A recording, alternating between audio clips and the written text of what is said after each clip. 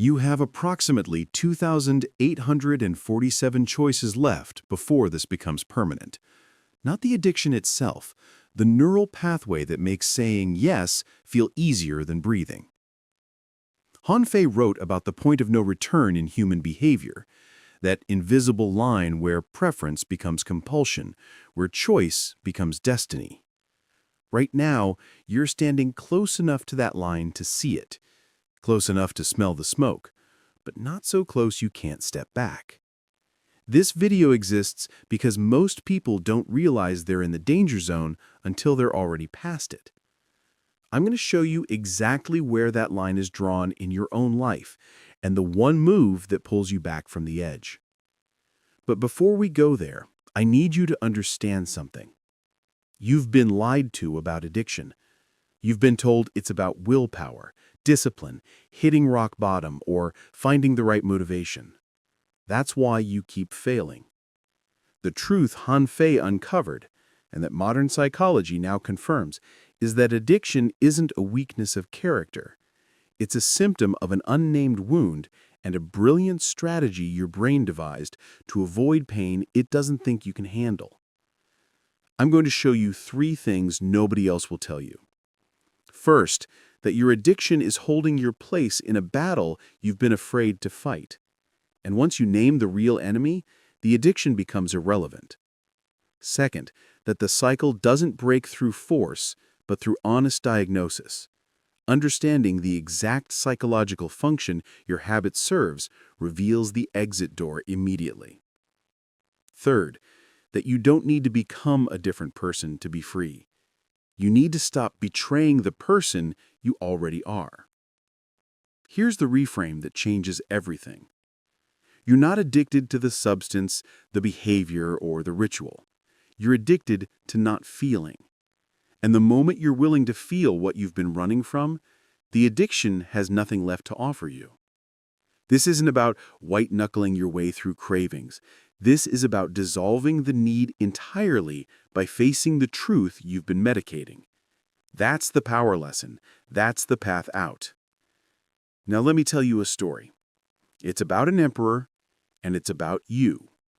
And it's about every person who's ever felt trapped by something they know is destroying them, but can't seem to stop.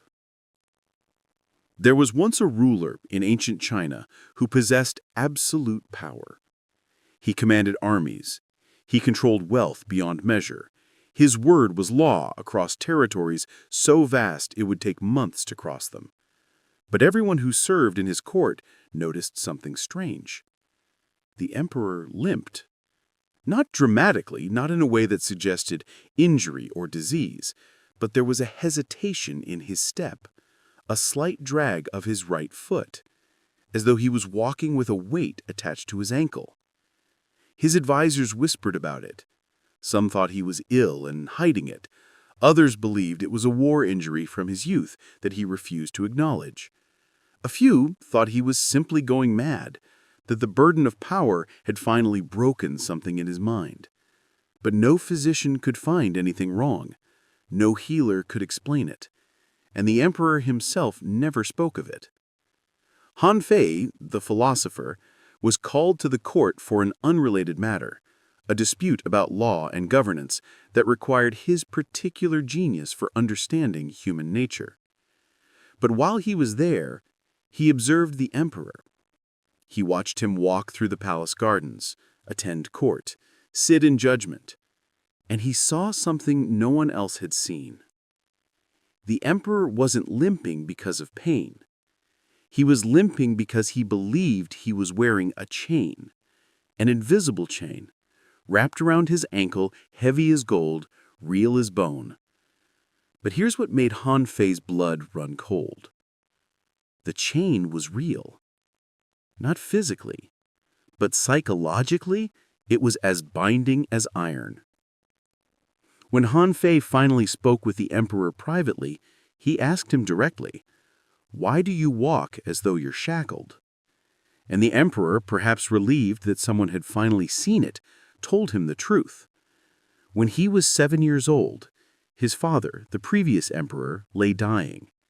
His father had been a brutal man, efficient but cruel, who had consolidated power through violence and fear. On his deathbed, he called his son to him and made him swear an oath. He made him promise that if he ever became powerful, if he ever achieved what his father had achieved, he would never allow himself to forget where that power came from. He would never allow himself to walk freely, to move through the world as though he had earned his position through virtue rather than blood. The father placed an imaginary chain around the boy's ankle and told him, "This is your reminder. You will wear this forever." And the boy, terrified and grieving, accepted it. He internalized it. And 40 years later, he was still wearing it, still limping, still believing that his power required punishment. Han Fi understood immediately what everyone else had missed. The emperor's limp wasn't madness, it was obedience. Obedience to a voice that had been dead for decades but still ruled him from the grave. The addiction wasn't the chain. The chain was the enforcement mechanism for a belief the emperor had inherited but never examined. The belief that he didn't deserve to walk free. Now, why am I telling you this story? Because your addiction is the same thing. It's not the problem, it's the chain. It's the thing you're using to punish yourself, to prove something, to obey some voice from your past that told you who you were allowed to be. Maybe it was a parent who said you'd never amount to anything. Maybe it was a failure that convinced you that you didn't deserve success. Maybe it was a wound so deep you couldn't name it, so you just started walking with a limp and forgot why. The question I need you to ask yourself right now is this: what invisible chain are you wearing that you think is just who you are? What belief about yourself are you enforcing every single time you choose the addiction over your freedom? Because here's what Han Fi discovered, and here's what I need you to understand. You're not weak. You're loyal. Loyal to an old story, loyal to an old wound, loyal to someone else's judgment that you internalized so deeply you think it's your own voice. And the addiction is just the way you stay faithful to that story. Let me give you another way to see this.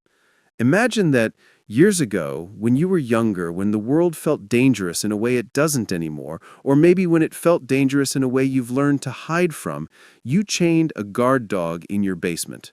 A vicious dog, trained to protect you, trained to bark and snarl and bite anything that came near you that felt like a threat. And that dog did its job. It protected you from something real, maybe from rejection, maybe from failure, maybe from the terror of being seen and found wanting. The dog was necessary then. But here's what happened. The intruder left. The danger passed. Maybe it was years ago. Maybe it was a decade ago. But the dog is still there, still in the basement, still barking, still demanding to be fed. And you feed it because if you don't, it gets louder. It gets more aggressive. It reminds you that it's there, that it's hungry, that it needs you. Your addiction is the food you've been throwing down to that dog. Every drink, every pill, every scroll through your phone at 3 a.m, every behavior you swore you'd stop but can't. It's all just meat you're tossing to a dog you're afraid to confront. Because somewhere deep inside you, you still believe the intruder is coming back. You still believe the danger is real. You still believe that without that dog, you're vulnerable. But here's the truth. The intruder is gone. The thing you were protecting yourself from isn't real anymore. Maybe it never was real the way you thought it was. And now the dog isn't protecting you. It's trapping you. It's keeping you in the basement with it because you're too afraid to open the door and see what's actually out there. Freedom isn't about killing the dog. It's not about using willpower to starve it or discipline to chain it tighter. Freedom is about realizing the threat ended years ago, about walking upstairs, opening the door, and seeing that the house is empty, that you're safe, that you've been safe for a long time, and the only thing keeping you afraid is the barking of a dog that has no enemy left to fight. So let me ask you, what old danger are you still protecting yourself from that isn't real anymore? What are you still bracing for that already happened and ended? What past are you still living in every time you reach for the thing that numbs you? Now I know what you're thinking. This all sounds good. It sounds profound. But how does it actually help? How do you go from understanding this intellectually to being free from it emotionally? Because you've tried before. You've had moments of clarity before. You've woken up and said, "This is it. This is the day I change." And by nightfall, you were back where you started. So why should this time be different? Let me break down exactly how addiction actually works and why everything you've been taught about breaking it has set you up to fail. Every addiction has a function. This is the first lesson, and it's the one most people never learn. Your brain doesn't sabotage you for fun. It's not random. It's not a glitch in your wiring or a moral failing. Your addiction exists because it solves a problem. It has a job. And until you understand what that job is, you're going to keep failing to quit because you're trying to fire an employee without hiring a replacement. Hanfei taught that all behavior is strategic, even self-destruction, especially self-destruction. When you drink, when you use, when you binge, when you lose yourself in whatever pattern has its hooks in you, your brain isn't being stupid, it's being brilliant. It's giving you exactly what you asked for. You just don't remember asking for it because the request was made a long time ago by a version of you that was drowning. So here's the question you have to answer with brutal honesty. What does this addiction give me? Not what does it take from me. You already know that list. You've recited it to yourself 1,000 times. The shame, the wasted time, the broken promises, the damage to your body, your relationships, your future. You know all of that. What I'm asking is different. What does it give you? Does it give you permission to escape when life feels like too much? Does it give you a reason to fail so you never have to risk trying? Does it give you a way to punish yourself because somewhere deep down you believe you deserve to suffer? Does it give you a way to feel something, anything, when the rest of your life feels numb? Does it give you connection to a version of yourself you're afraid to let go of because without the addiction, you don't know who you are? These aren't rhetorical questions. I need you to actually answer them. Because the answer is the wound. The answer is the thing you've been running from. And most people spend their entire lives trying to rip out the addiction without ever addressing its function. So what happens? The brain just builds a new one. You quit drinking and start gambling. You quit gambling and start eating. You quit eating and start working yourself into the ground. The addiction shapeshifts because the wound is still there, and the wound still needs to be numbed. Here's the second lesson, and this one's gonna hurt. Addiction thrives in the gap between your public self and your private truth. The wider that gap, the stronger the compulsion. You're not weak, you're exhausted. You're exhausted from performing, from pretending, from holding together a version of yourself that you show the world while the real you is screaming in the dark. Think about it. Who do you pretend to be? At work? With your family? With your friends? On social media? Who is the person you present? Competent? Put together? Okay, fine. Handling it. And who are you actually? When no one's looking, when the door is closed, when the mask comes off, who is that person? The distance between those two people is where addiction lives, because that gap creates pressure, enormous pressure. the pressure of holding up a lie. And eventually, that pressure has to be released somewhere. The addiction is the release valve.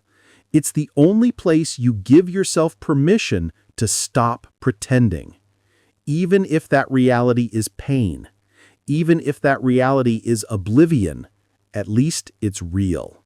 Han-Fi understood something that most people miss. People don't fear exposure of their vices. They fear exposure of their pretending. You're not afraid people will find out you drink or use or whatever it is you do.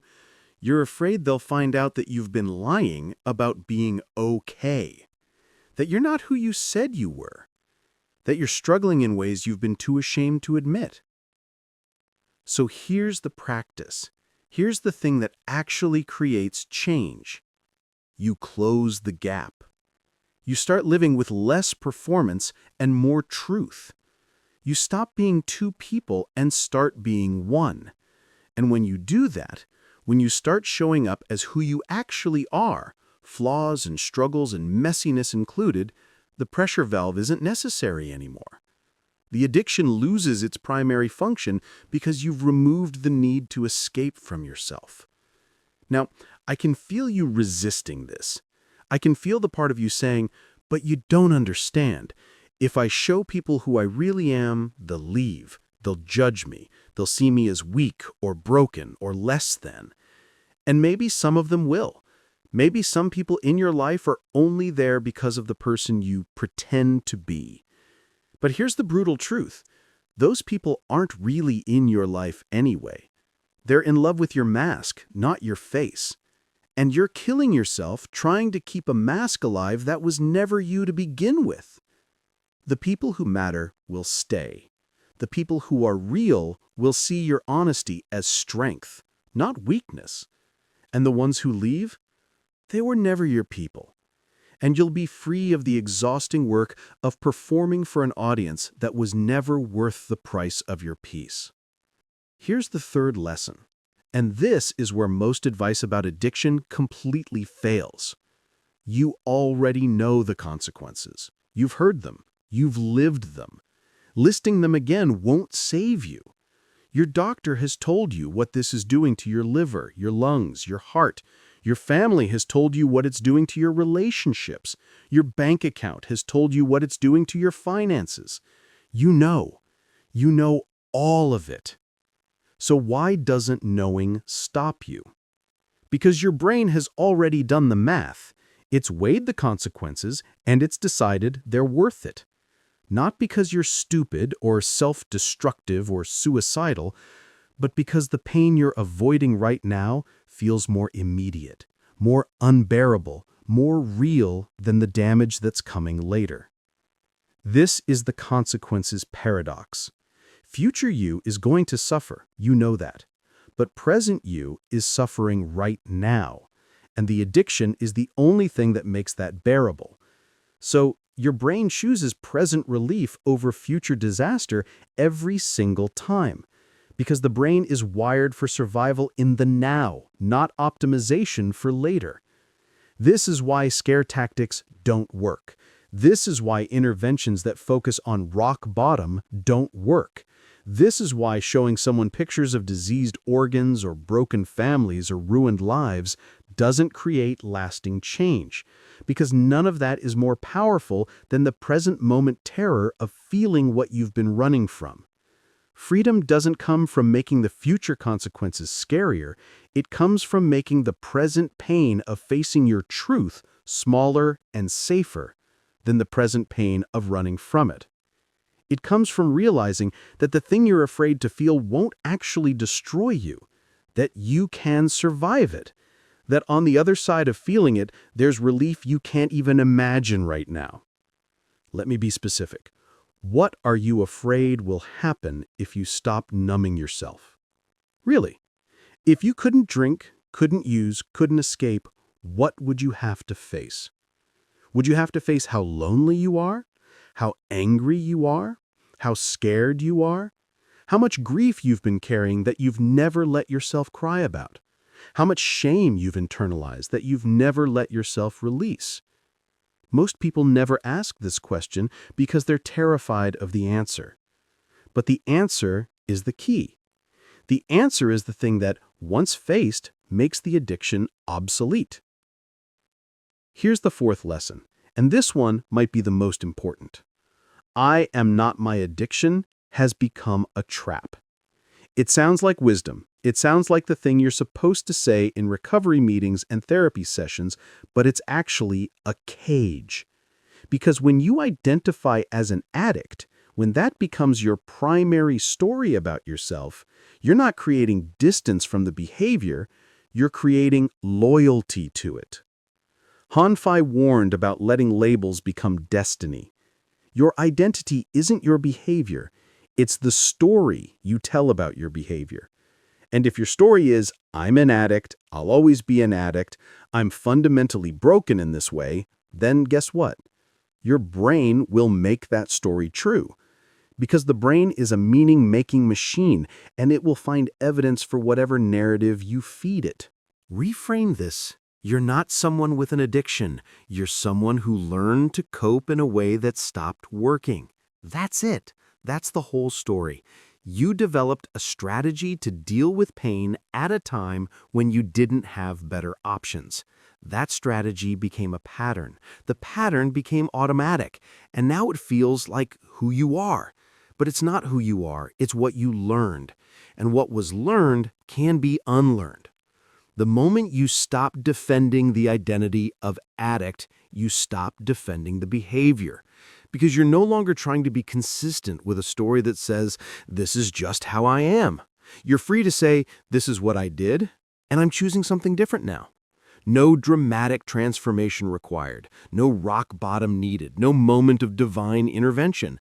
Just a simple decision to stop being loyal to a story that's killing you. What would you have to face about yourself if the addiction disappeared tomorrow? Sit with that, because that question reveals everything. If the thing you used to cope, to escape, to numb, was suddenly gone, what would be left? Would you have to face that you're not happy in your relationship? That you hate your job? That you're afraid of your own potential? That you don't actually know what you want from life? That you're angry at people you've never confronted? That you're grieving losses you've never mourned? The addiction isn't just numbing pain. It's preventing growth. It's keeping you from having to evolve, to choose, to change. Because as long as the addiction is there, you have a reason why your life isn't what you want it to be. You have a villain. You have something to blame. And blame is comfortable. Blame is safe. Blame means you don't have to take responsibility for building the life you actually want. But what if you took the villain away? What if you removed the excuse? What would you have to become? Who would you have to be? That's terrifying. That's why people stay stuck. Not because they love the addiction, but because they're more afraid of who they'd have to be without it. Now, let me give you something practical, something you can actually do today, right now, that will start to change this. Because understanding is beautiful, but application is freedom. Step 1. Name the function. This is the autopsy. Get a piece of paper, open a note on your phone, I don't care how you do it, but write this sentence and fill in the blanks. My addiction protects me from feeling blank or facing blank. Be brutally specific, not general things like stress or anxiety. What specific thing? Shame about what? Inadequacy around what? Grief over what specific loss? Rage toward which specific person? Fear of what specific failure? This isn't emotional flagellation. This isn't you beating yourself up. You're not confessing sin. You're reading an X-ray. You're diagnosing. And diagnosis is the first step toward treatment. Most people skip this step because they think they already know, but they don't. They have vague ideas. I'm stressed, I'm unhappy, life is hard. That's not specific enough. Your brain needs specificity to work with. So drill down. Keep asking why. I drink because I'm stressed. Why am I stressed? Because I'm overwhelmed at work. Why does that make me drink? Because when I'm overwhelmed, I feel incompetent. Why is that so unbearable? Because my father used to tell me I'd never be good enough, and I've spent my whole life trying to prove him wrong, and I'm terrified he was right. There it is. That's the wound. That's what you're medicating. It's not stress. It's a 40-year-old belief about your own inadequacy. Step 2. Create a containment ritual. Your brain needs a replacement behavior that serves the same function but doesn't destroy you. This is crucial. You can't just remove the addiction and leave a void. Nature abhors a vacuum, and so does your nervous system. If you don't give your brain an alternative way to meet the need the addiction was meeting, it will drag you back to the addiction every single time. So if you're stressed, if that's the feeling that triggers you, what can you do instead of drinking or using that actually addresses stress? And here's the key. It has to genuinely address the feeling, not distract from it. Distraction is just another form of avoidance. You need something that lets you feel the stress, move through it, and release it. Maybe it's 10 minutes of music that matches your emotional state, not happy music to cheer you up, music that meets you where you are. Angry music if you're angry, sad music if you're sad. Your nervous system needs to feel witnessed before it can let go. Maybe it's movement. Not exercise as punishment, but movement as release. Dancing in your kitchen, walking until your legs hurt, shaking your body like you're shaking off the feeling. Maybe it's writing. Stream of consciousness, no editing, just vomiting words onto a page until you've emptied yourself out. The point is this. The replacement behavior has to serve the same emotional function as the addiction. If your addiction gives you permission to feel, your replacement has to give you permission to feel. If your addiction gives you escape, your replacement has to give you healthy escape. If your addiction gives you connection, even if it's connection to a worse version of yourself, your replacement has to give you real connection. Step 3. Shrink the gap. This is about integration, about becoming one person instead of two. Pick one small area where you're performing or hiding and tell one truth there. Just one. To one person. Or just to yourself in a journal if that feels safer. You don't have to announce your deepest trauma to your entire social network. Just start somewhere. Maybe you tell a friend, "I'm not actually doing that well. I've been pretending I'm fine, but I'm struggling." Maybe you tell your partner, "I need help, and I've been too proud to ask for it." Maybe you stop posting the highlight reel on social media and just go quiet for a while. Maybe you admit to your boss that you're overwhelmed instead of pretending you have it all under control. Maybe you just write in private, "I'm scared, I'm lonely, I'm angry. I don't have this figured out." Each truth you speak makes the addiction less necessary, because you're proving to yourself that you can survive being real, that the world doesn't end when you drop the mask, that the people who matter don't leave when they see your struggle. And every time you prove that, the pressure in that gap decreases. The need to escape decreases. The addiction loses power. Step 4. The 10-minute bargain. This is for when the craving hits, when the urge feels overwhelming, when you're standing on the edge of giving in. Here's what you say to yourself. I can have it in 10 minutes if I still want it. I'm not saying no forever. I'm not testing my willpower. I'm just going to sit with what I'm actually feeling for 10 minutes first. Set a timer. Breathe. Don't try to make the feeling go away. Don't try to fix it or analyze it or solve it.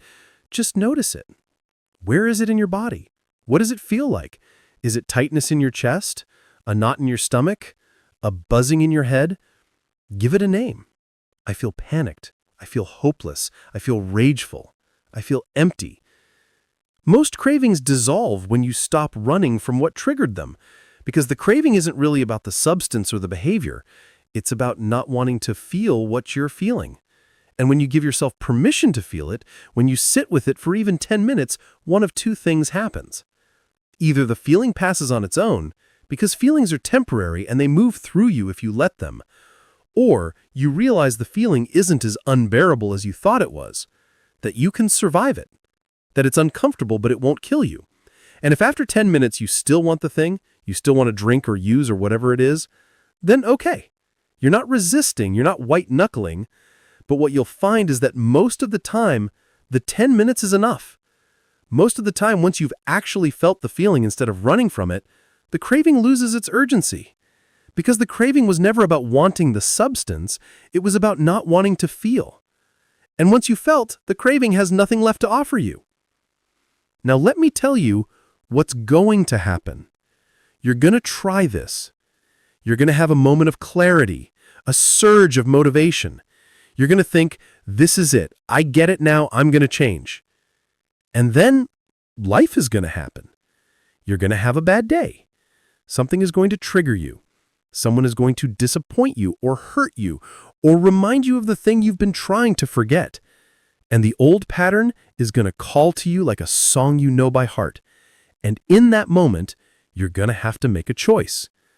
Not a choice between being strong or being weak. Not a choice between success or failure.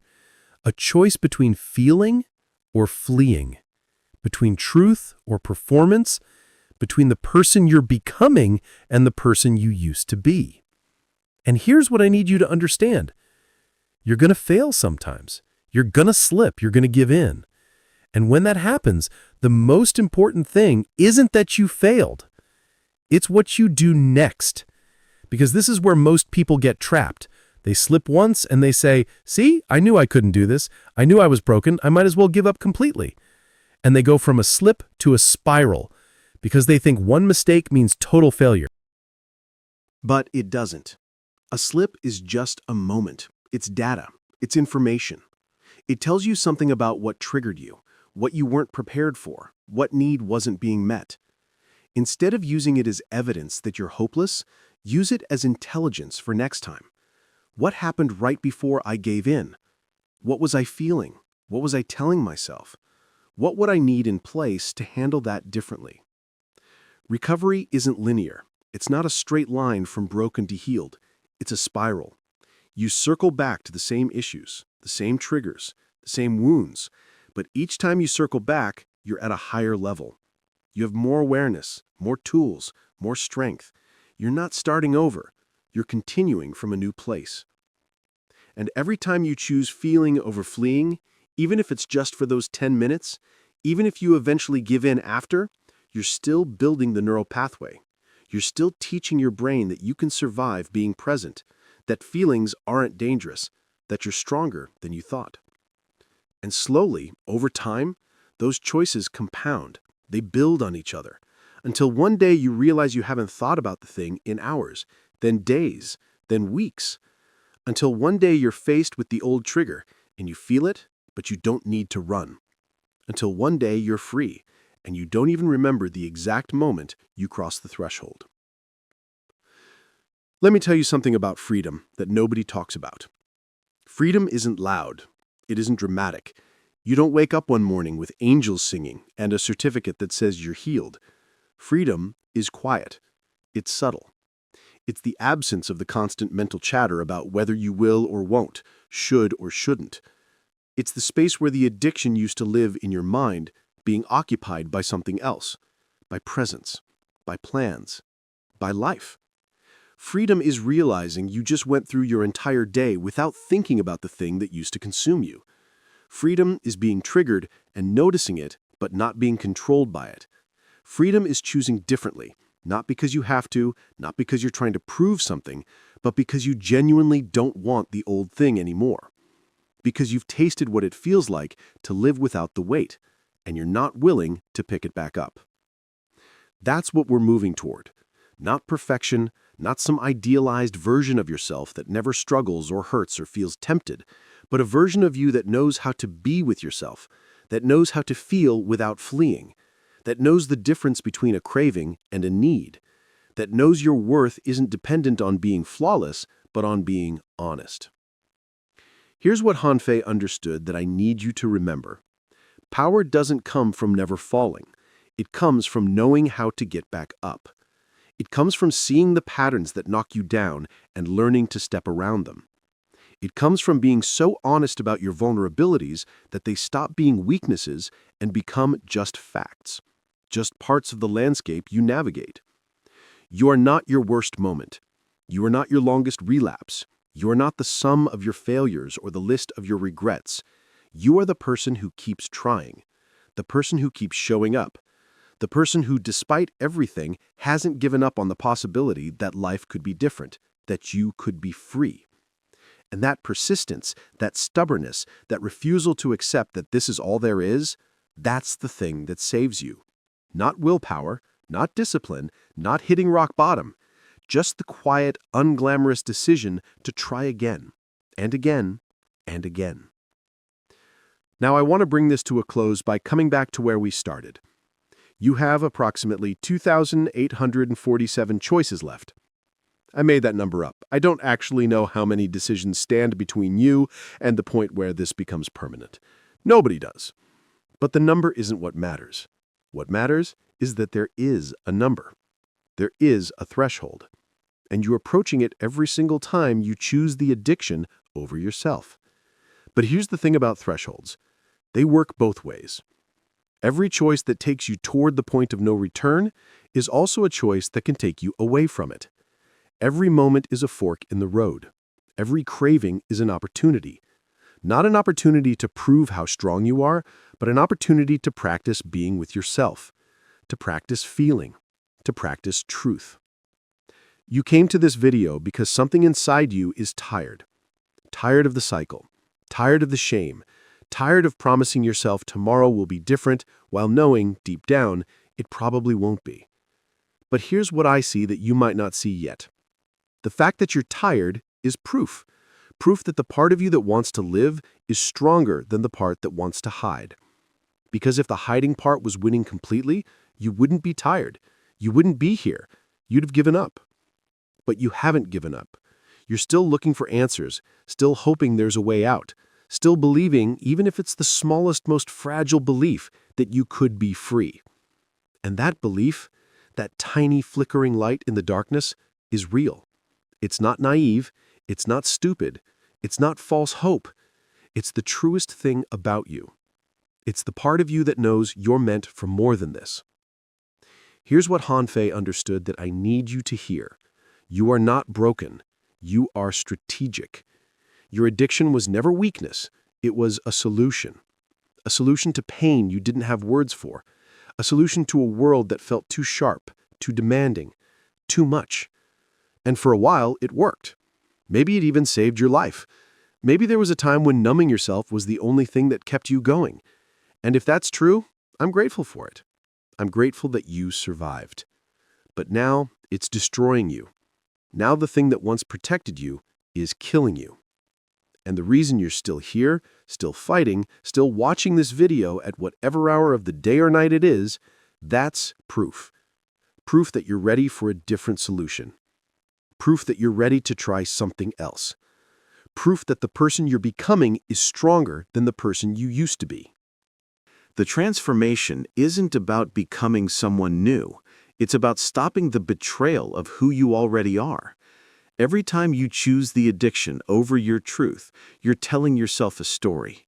You're saying, I can't handle reality. I'm not strong enough. I need this. And your brain believes you. Your brain makes it true. But what if you started telling yourself a different story? Not, I'm fighting my addiction. Not, I'm trying to be better. But this, I am learning to feel again. I am closing the gap between who I pretend to be and who I actually am. I am making my truth safer than my escape. What if you told yourself that you are not your coping mechanism? That you are the person who no longer needs it? Not the person who's trying not to need it. Not the person who hopes to not need it someday. The person who doesn't need it. Because that person already exists. They're just buried under years of believing they're not strong enough to survive without the armor. I want to give you something to hold on to. A mantra. Something you can repeat to yourself when the doubt creeps in, when the craving hits, when you're standing at that fork in the road trying to decide which path to take. Here it is. I am not my coping mechanism. I am the person who no longer needs it. Say it. Say it out loud right now if you're in a place where you can. Say it in your head if you're not. Say it until you believe it, because it's already true. You just haven't lived it yet. And if this video gave you even a sliver of hope, even a moment of recognition, that feeling that someone finally understands, then I want you to do something for me. Leave a comment below. Just one word. The emotion you're running from. You don't have to explain it. You don't have to tell your story. Just name it. Shame, fear, grief, rage, inadequacy, loneliness, whatever it is. Because the moment you name it, the moment you put it into words and release it into the world, it loses some of its power over you. Secrets thrive in darkness. They grow in silence. But the moment you speak them, even if it's just a single word in a comment section, you've taken the first step toward freedom. You've said, this is real. This is what I'm dealing with. I'm not hiding anymore.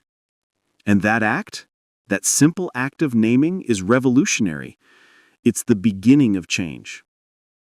And if you want more of these conversations, the ones nobody else is willing to have, the ones that dig beneath the surface and tell you the truth instead of what you want to hear, subscribe. Hit the bell. Not because I need the numbers, not because I'm trying to build an empire, but because you need the reminder. You need someone in your corner who's going to tell you that you are not alone, that you're not broken, that this is possible. Because here's the final truth I want to leave you with. You are not alone in this. There are thousands, maybe millions of people watching this video who are fighting the same fight you are, who wake up every morning and make promises they're not sure they can keep, who carry shame they've never spoken out loud, who are so tired of pretending that they're starting to forget what real even feels like. You are not special in your struggle. And that's the most hopeful thing I can tell you, because if you're not special in your struggle, you're also not uniquely broken. You're not the one person who's too far gone to be helped. You're just human. And humans heal. Slowly, imperfectly, but they heal. I believe in you. I believe in the part of you that clicked on this video, the part that's still looking for answers, the part that hasn't given up. That part is real. That part is strong. And that part is going to carry you through this if you let it. Not because you have to become someone different, but because you finally get to stop pretending to be someone you're not. You get to be exactly who you are, wounds and all, and discover that you were always enough, you were always worthy, you were always deserving of freedom. So, take a breath. You've made it this far. And tomorrow, when the sun comes up and you have to face another day, another choice, another chance, remember this moment.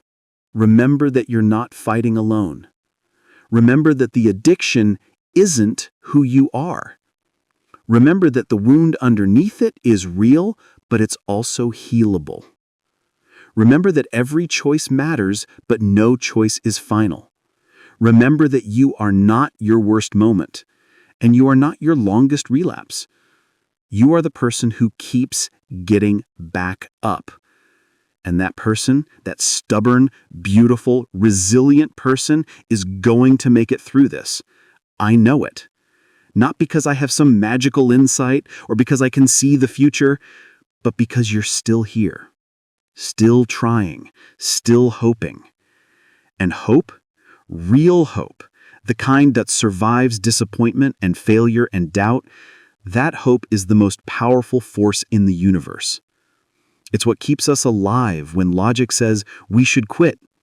It's what pushes us forward when everything else is pulling us back. So hold on to that hope. Feed it. Nurture it. Let it guide you when you don't know what else to do. And know that somewhere out here, in this vast digital world, there's someone who sees you, who understands, who believes you can do this. Not someday, not when you're ready. Right now, today, this moment, you can choose differently. You can take one step. and then another, and another, and another, until one day you look back and realize you've walked so far from where you started that you can barely see it anymore. That's freedom. That's healing. That's what's waiting for you on the other side of this. Not perfection, not a life without struggle, but a life where you're present, where you're real, where you're free. And that life is worth fighting for.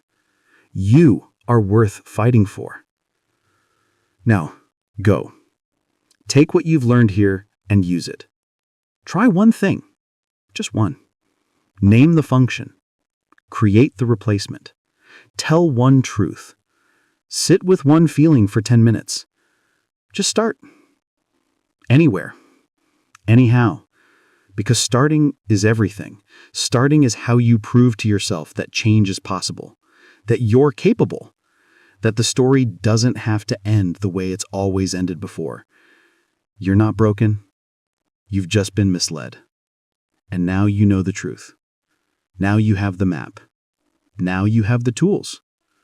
What you do with them is up to you. But whatever you do, don't give up. Don't let this be just another video you watched that made you feel good for a moment and then changed nothing. Let this be the moment something shifted. Let this be the day you started walking in a different direction. Let this be the beginning of your freedom. I'm rooting for you. We all are. Now, go become the person who no longer needs the thing that's been destroying you. Go become the person you've always been underneath the armor. Go become free. Thank you for being here. Thank you for listening. Thank you for trying. You're going to make it. I know you are.